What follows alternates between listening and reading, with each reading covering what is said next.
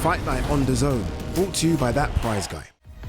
Hello, everyone. My name is Wade Plemons, and I will be your host for today's press conference for a historic card that will emanate from the Louis Armstrong Stadium on July 12th. But today, we are at the Palladium in New York City for the press conference for that double main event. Edgar Berlanga versus Hamzah Sheeraz and Shakur Stevenson versus William Zepeda. You know, our first card at Tottenham, Eubank Ben, that was about legacy. Our Times Square card, that was about history. And to me, personally, this card is all about action. The 135-pound belt is vacant right now. This is a belt that should be contested between Shakur Stevenson and William Zepeda on July 12th. We'll leave it there. I hope you will consider it with His Excellency, who you guys know the sport inside out. You know how good this man is. And for everybody watching this stream right now, everybody watching around the world, and especially if you're American, understand what you've got here. Absolute greatness of the sport. He's just getting started. And this is a tremendous fight. Zepeda's a great fighter, but you will see why Shakur Stevenson is one of the greatest fighters this country has ever produced. So, Eddie, are you asking for sanction? Sorry? Are you asking for the title to be at stake in this fight? I am. I'm asking for you to consider it in your noble position. You heard those words from Eddie Hearn just a second ago that Shakur would have to break his ankle, slip on a banana peel to lose this fight. Do you feel like potentially a lot of the people even in this crowd are overlooking you? Poder evadir todas sus habilidades de Shakur. I really don't care what Eddie says. You know, it's me and Shakur in there, and hopefully Shakur does what he says he's going to do, stand there and fight. Just give the fans a great fight, you know. And we're going to prove who's the best July 12th. You know, I know that this is my opportunity. So Shakur says he's going to stand and fight. Let's stand and fight. It sounds like that's what they want me to do. So the thing is, I'm coming in there to put on a performance. I'm not focused on doing one thing. I'm not focused on standing there fighting. I'm not focused on boxing. I'm coming in there to put on the best performance of my career. And July 12th, Zepeda is going to remember my name.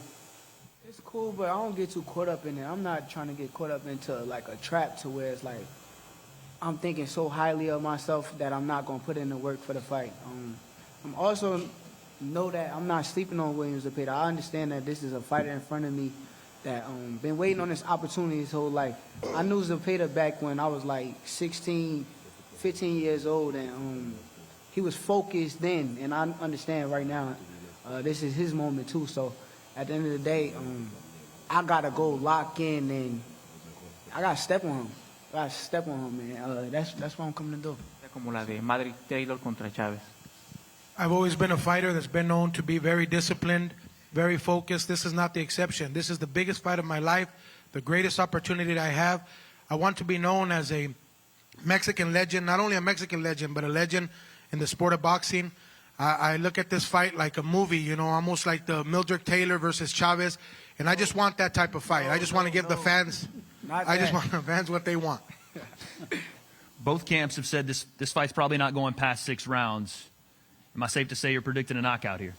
I've learned a lot from my last fight. So like I was talking about, and not just in the fight in the ring, but outside of the ring as well. So if it goes 12 rounds, it goes 12 rounds, but it'll definitely be explosive for sure. You already know what time it is, man. I'm knocking this motherfucker out. You know, just like that.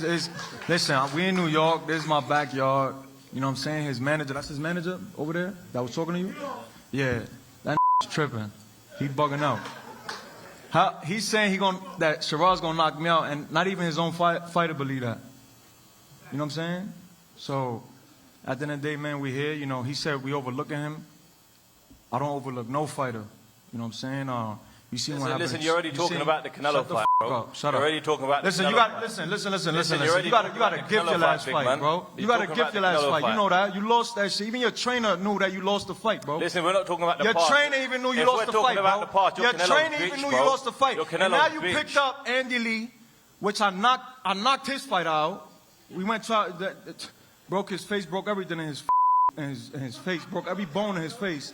You did knock him out, Andy Lee. I will you up and Andy Lee the same night. You heard? Hamzah, what do you make of all that talk? I mean, again, it's a lot of personal, a lot of you're soft, And he know him you're like this. that. He know him like that. In the UK, we'd call him a sausage, and that's exactly what it is. That's super Mookie. Any response to being called a sausage, Edgar? And he's a eater. That's what we call in New York. I shouldn't have asked. You got to talk about Edgar because he always brings the energy. He always brings the bravado. Look at him, holding his change right now. But this man right here, Hamzah Sheeraz, he's determined. He's serious. Edgar got the gun, the imaginary gun out. Because he throws those kind of bombs. He throws bullets. You know, so I like the confidence, but I like that he's fighting somebody who's not showing any kind of fear. And look how big he is. Also very confident, Hamzah Sheeraz. I mean, look, he knows what he brought to the table. We saw what he was able to do against Ammo Williams in a very, very good middleweight. He's obviously had a good, close fight against Adames. But Barack, I feel like this is a new man in Hamzah Sheeraz. Like, see, that's the thing. And that's why he's going to be dangerous because, yes, we could look at the Adames fight and say, all right, he has a lot of holes. Maybe he can't beat Berlanga. But I think because of that performance, that's a chip on his shoulder now. So now he's going to go back and train real, real hard. Like Shakur was saying, I'm going to train hard. I'm going to train my behind. Or that's what he's saying right now. You know, talking about Shakur, look, Shakur, I like what he said in the presser about, listen, I'm flattered by the comparison to the greats, but I don't let that get to my head. I need to show it in the ring and focus and work just as hard as I did if I was fighting my pro debut. Yeah, I spoke to Shakur earlier, and he made me realize that he feels that he's a small 135 pounder. He didn't say it in that way, but he made me realize it. But look, he doesn't look that small, but it doesn't matter. His heart is big. But just like Sheeraz and Berlanga, this guy Zepeda is here to fight, and he don't care.